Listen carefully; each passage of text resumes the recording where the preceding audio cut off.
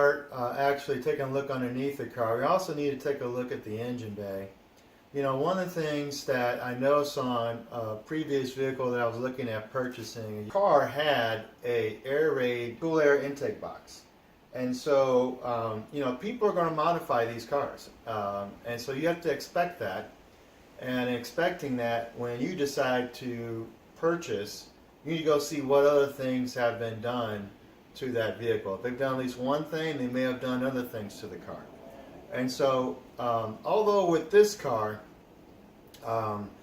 they have left the stock cold air intake box here alone, there may be other things that they may have changed underneath the engine here. So let's take an inventory of what we see that may have been changed, and we can research it later online and see if that's something that we want to keep or something we want to get rid of. Again, I'm probably pretty much going to get rid of it and change it back out to something new. But let's go ahead and take an inventory. And I mean take an inventory, I mean actually, let's get a notebook piece of paper.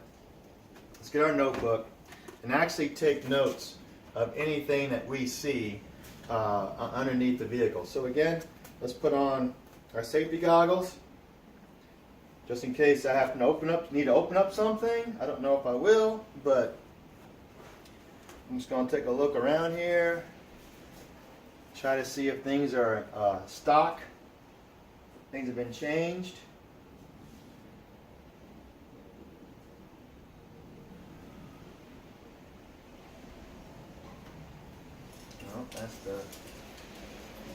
That's the sound generator thing that pushes sound into the cabin. That's what this hosing is. It comes out the air box. That is stock. Okay, I don't see any oil separators that they may have added, because I'm going to definitely add an oil separator on both the driver's side and passenger side for my vehicle. Doesn't look like there's any new hardware for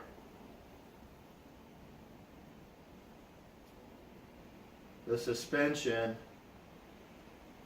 Certainly nothing that looks like they had a special plate added at the top so they can modify camber or toe or caster. Let's go on this side. And let's see. Again, I don't see an oil separator. These are common things that people add, oil separators. And then if they change the suspension any, then you're going to see new bolts, you're going to see new hardware. So I don't see any of that. So looks like it's pretty much a stock engine bay here. So we don't need to take any notes. We don't need to take any notes this time, at least on this part. But the car has been lowered. The car has been lowered. You could probably tell in previous videos that it's got a very low profile set to it.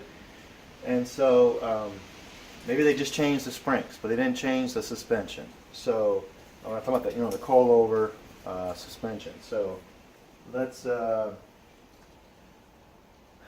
now take a look underneath. Alright, so now it's time for us to take a look at the rear of the vehicle and see what we've got underneath here. Now, one of the things I also noticed when I bought this used vehicle is that the exhaust system has been changed. And so what makes, remember you saw in the previous videos, the really exciting exhaust note coming out of this Mustang. That's basically due to not just the engine, but also the Borla Attack exhaust system. It's an aftermarket system that the previous owner had added to the vehicle.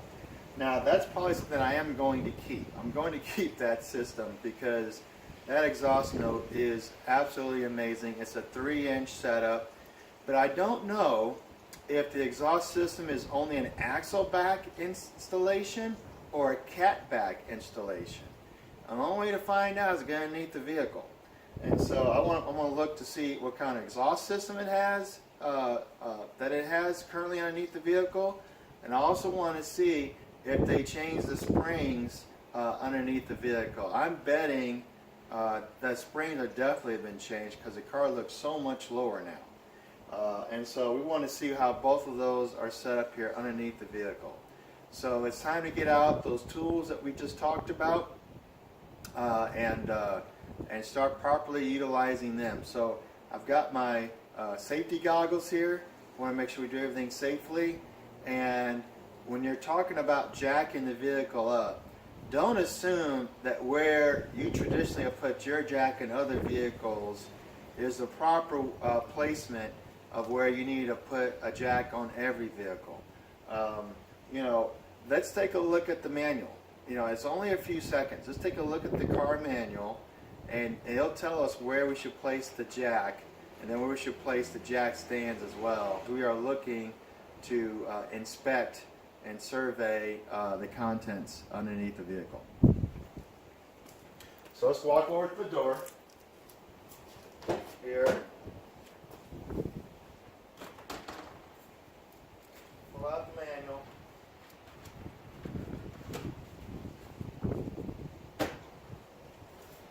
And you know what? There's no manual. There is no manual to this vehicle. So that was a mistake. I probably should have checked to make sure we had a manual included in this purchase. So the good news though is that we can go online. So let's go online and we can look up the information and see where we're supposed to properly jack this vehicle up. Alright, so let's go ahead and open up our boxes to our tools and start figuring out where to place them. I just looked up where, on a YouTube video, where to properly jack up a Ford Mustang 2015. And they all suggest that you jack it up along the pinch well, which is located along the sides of the vehicle. So over here, it'd be right underneath here. The pinch welds that go between the sheet metal. The pinch welds here, I can actually feel them. And this is where we're going to place our jack stands and our jacker. Alright, so we're ready to lift this thing up, and you know, it's probably a good idea to have some work gloves as well that you can put on. Safety goggles as always. Read your jack instructions manual on properly putting together the jack and then testing it and bleeding it out, and then attaching some of the items to it so that it works properly and efficiently for this procedure.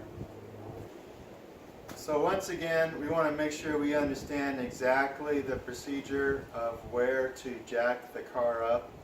I checked and saw some videos on how to properly do it, and you can do the exact same thing. Again, we want to look for this mount here, where, yep, right here, where the two, the frame and the body is welded together. That's what we want to look for. We want to position our jack near that point. And this is a low profile jack.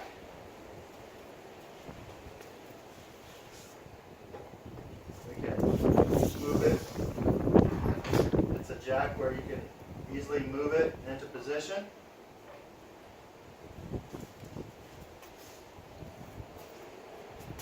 Then we want to turn it clockwise.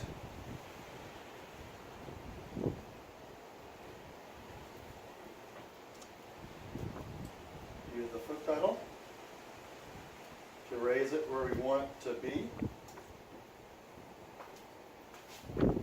We have our jack here.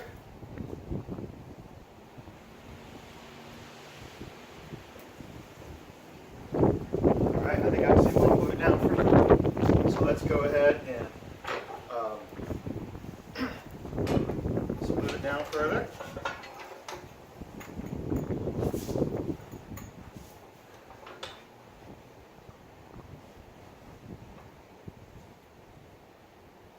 Okay, right there.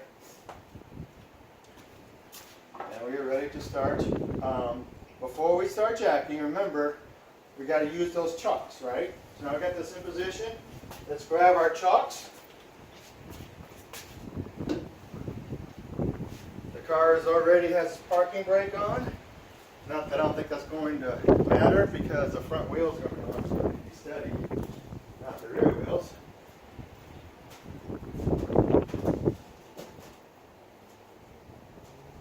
Alright, we got our shocks in place now.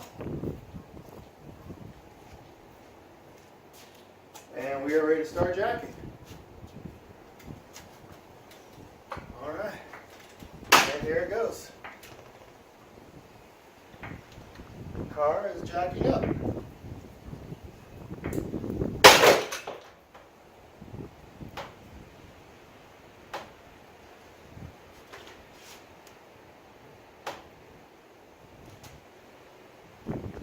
And I have just did this incorrectly.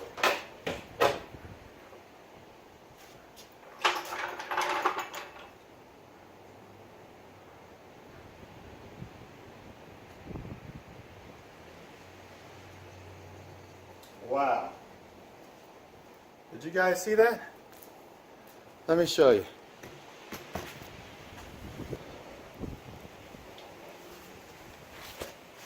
That's just what just happened.